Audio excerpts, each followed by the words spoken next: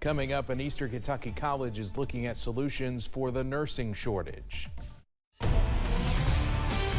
Dedicated to Eastern and Southern Kentucky, this is WYMT Mountain News at 11.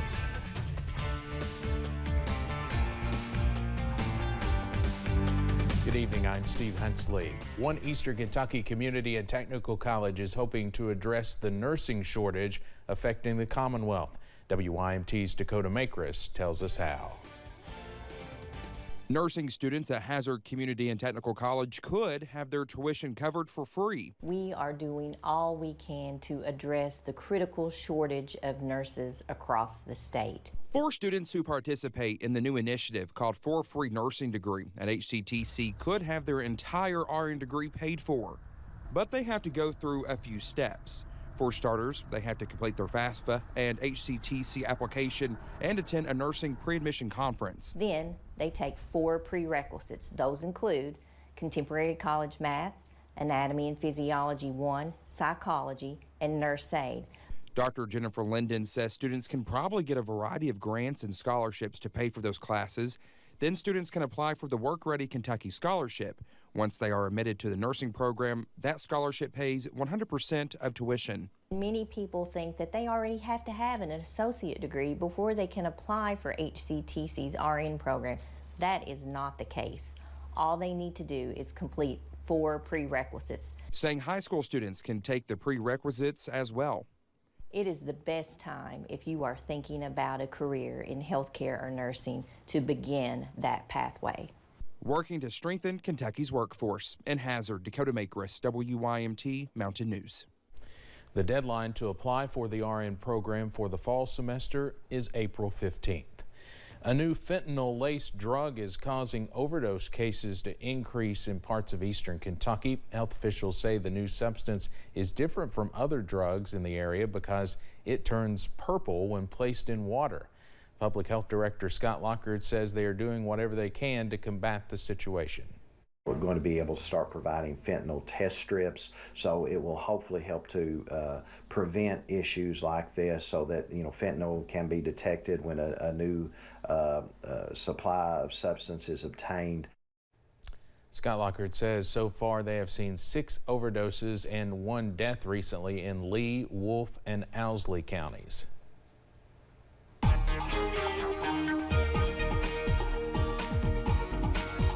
Well, just like we've seen over the past couple of nights, all is quiet around the mountains. We continue to see nothing but a few clouds work through, but we're going to start to see those inch back as we head through the nighttime hours. I-64 at Moorhead, all is quiet on the interstate at this hour. London Corbin Airport, of course, nothing going on the runway at this moment. Look at them already down into the low 40s. Highs today, well, depending on where you were. Northern parts of the area barely got to 60 degrees. It was 61 in Moorhead and Logan, but look down to the south. Jacksboro finished at 75, 72 Middlesboro, 70 in Williamsburg, and Jackson finished at just 63. Outside right now, well, you can still see where the sunshine was earlier. We're in the 50s still. Jacksboro's at 50, as is Middlesboro.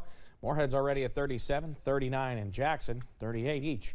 Prestonsburg and Pikeville. So eventually we'll get some of those temperatures to drop as well. Clouds beginning to thin and work through the region. They'll be gone by the morning, but we're not completely done with the clouds just yet. You look off to our north and west, there's still a few more to go as high pressure works through the region. So down into the low 30s for many tonight. Mostly cloudy skies turn partly cloudy as we head into the overnight hours. I'll have the latest on when warmer conditions return and when a few rain chances could return as well coming up in just a few minutes. Steve? Evan, thank you. New tonight, Russian troops are shelling Europe's largest nuclear power station in Ukraine.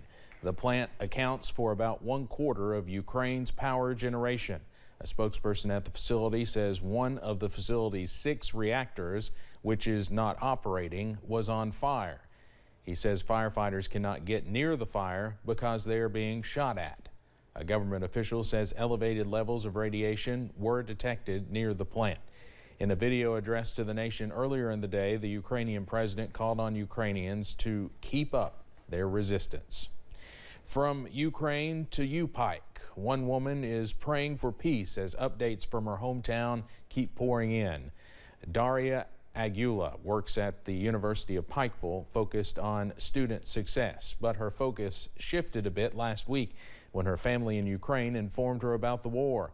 Though they are still in a space with internet access, electricity, and the things they need right now, she's haunted by the fact that she's not seen them in 6 years, and she hopes a reunion will be possible soon.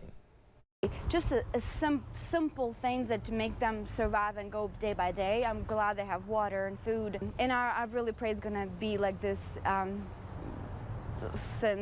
until it's going to be over. So at least I can have some kind of connection with them. She says the strength her country is showing is powerful, and the support she is receiving from her mountain community means everything as she waits for brighter days. The conflict in Ukraine is helping push mortgage rates lower, at least for now. Loan mortgage specialists say the 30-year fixed-rate mortgage averaged nearly 4% in the week ending March 3rd. It's the second week in a row that rates have fallen after weeks of increases. The rates dropped as a result of receding U.S. Treasury yields as investors moved to the safety of bonds due to Russia invading Ukraine. Rates will likely increase again in the coming months. One nonprofit animal rescue in Pike County has seen some new additions. 3 Mile Creek Farms in the Dorton community rescues abused or unwanted farm animals. Recently, many new additions, cold weather, and the rising cost of feed has made it more difficult for the farm to operate. But the generosity of the community ensured the animals were taken care of. Like, there's very seldom a day goes by that we don't get something for these animals. People are amazing helping us take care of them because we couldn't do it without the public. My wife and I, there would be no way we could do it without all the help from the community and surrounding communities. The farm hosts events to help with feed and vet bills for the animals and also has an Easter egg hunt scheduled for April 16th. Site Selection magazine ranks American states and cities on their economic development potential each year. For the second year in a row, Kentucky is at the top of the South Central region and sitting at 3rd nationally. WYMT's Zach Hawk has more from Governor Andy Beshear and Somerset Mayor Alan Keck on what has been a success. Somerset Mayor Alan Keck is guiding his hometown through a renaissance of sorts. Site Selection magazine lists Somerset as a top 100 micropolitan city thanks to its 3 qualifying business projects in 2021. Our motto is making business about people. I think that's incredibly important for folks to understand, as companies don't choose locations, people do. Those are businesses like App Harvest, Team Modern, and recently Horse Soldier Bourbon, which attracted a lot of attention. We're coming to your hometown. We're going to spend $200 million because we believe in you and your people and we love your community. That was an aha moment. Governor Beshear celebrated the ranking, highlighting the many Somerset-sized and smaller Kentucky communities that contributed to the Commonwealth's success. 56% of our announcements in 2021 were located in rural counties. And he committed to a vision that builds on that. Being on the cusp of a new era of prosperity, it has to reach every part of Kentucky.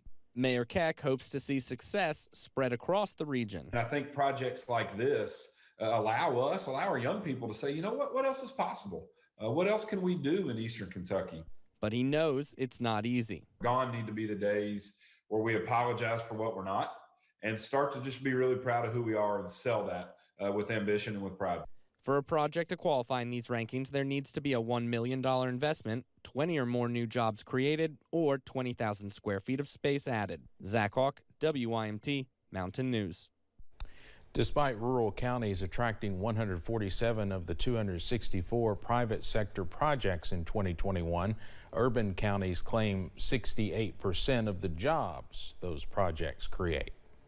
The Kentucky Theater Association is getting a new board president, and he's from right here in Perry County. Philip Neese has been the theater director for Perry County Central High School for 20 years.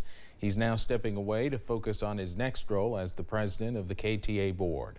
Neese hopes to bring theater to underserved communities and schools across the Commonwealth. But now I get to fully do that more across the state and go to some underdeveloped areas that don't have a lot of theater around our state and try to get more students involved that way. And that's the big goal of why I wanted to be the president of the KTA in the first place. Nice has been involved with the KTA for more than a decade, even starting an Eastern Kentucky high school theater competition that has since grown statewide. With Read Across America Week wrapping up tomorrow, Kentucky State Police troopers have been flipping through some of their favorite books. Trooper Michael Coleman dropped by Mullen School this afternoon talking about his job and reading Dr. Seuss to a crowd of kindergartners. He says weeks like this are a great way for troopers to shine a light away from the blue lights and show the other ways the agency can serve. Personally, it's one of my favorite weeks of the year, just because I really love getting into schools, interacting with the children, and kind of letting them see us in a different role or a different light than what they may see us out on the road answering complaints or working regs. Read Across America Week wraps up in the schools tomorrow, but Trooper Coleman says he's already looking forward to next year. A Kentucky Senate panel has advanced a proposal that would keep state government from doing business with financial companies that have decided to cut their investments in fossil fuels. It would also require the Kentucky State Treasurer to publish, maintain, and update a list of financial companies engaged in energy company boycotts. That list would then be shared with state government entities making investments of more than $1 million annually. If a financial company does not end the boycott, the bill would require that the state government entity divest from those holdings. Coming up on Mountain News at 11, gas prices are continuing to increase, and some gas station owners say it's beginning to affect their business. And it's been dry this week, but we've got a few showers moving back into the mountains later this weekend. I'll break it all down on the way. All Kentucky